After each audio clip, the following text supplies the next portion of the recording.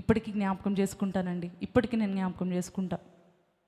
చిన్నప్పుడు నా friends lunch boxes, నా ఫ్రెండ్స్ స్నాక్ బాక్సెస్ చూసినప్పుడు మా పేరెంట్స్ అంతలాగా కొనివ్వలేకపోయినా, అంటే బేసిక్ స్నాక్స్ ఉంటాయి కదా, అవి కొని పెడతా ఉండేవారు. లేకపోతే బేసిక్ బట్టలు కొన్నిసార్లు వేసుకుంటా ఉన్నప్పుడు నా రిచ్ ఫ్రెండ్స్ని చూసి నేను ఏ రోజు అలా వాళ్ళలాగా హోటల్కి వెళ్ళగలుగుతాను, వాళ్ళ ఏ రోజు నేను హోటల్కి వెళ్ళి తింటాను, లేకపోతే ఇంత లావిష్గా బర్త్డే చేసుకున్నారంట, నేను ఎప్పుడు చేసుకోగలను. చిన్నపిల్లలకి అలాగే ఉంటుంది కదండి, అన్నీ కంపేర్ చేసుకుంటూ ఉంటాం కదా, నేను ఎప్పుడు అలా చేసుకుంటాను, అలా ఉంటా ఉండేది.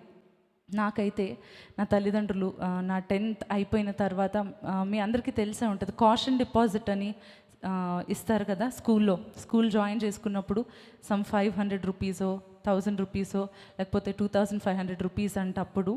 సో నన్ను స్కూల్లో జాయిన్ చేసినప్పుడు మా తల్లిదండ్రులు ఎటువంటి పరిస్థితి అంటే కనీసం తినడానికి కూడా కష్టంగా ఉన్న పరిస్థితిలో నన్ను స్కూల్ జాయిన్ చేస్తున్నప్పుడు ఫీజు ఎలాగోలా పే చేశారంట. పే చేసిన తర్వాత కాషన్ డిపాజిట్ పే చేయాలి అని చెప్పారంట.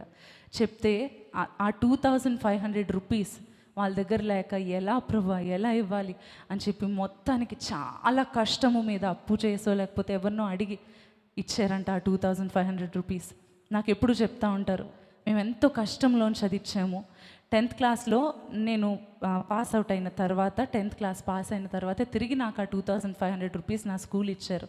అప్పుడు చెప్పారనమాట, అప్పుడు నిన్ను జాయిన్ చేస్తున్నప్పుడు కనీసం మనకి తినడానికి సరిగ్గా ఉండేది కాదు నాన్న, నిన్ను ఒక బండి మీద తీసుకెళ్ళి డ్రాప్ చేస్తూ ఉండేవాళ్ళం, నేను డాడీ నేను మమ్మీ అంత కష్టంలో.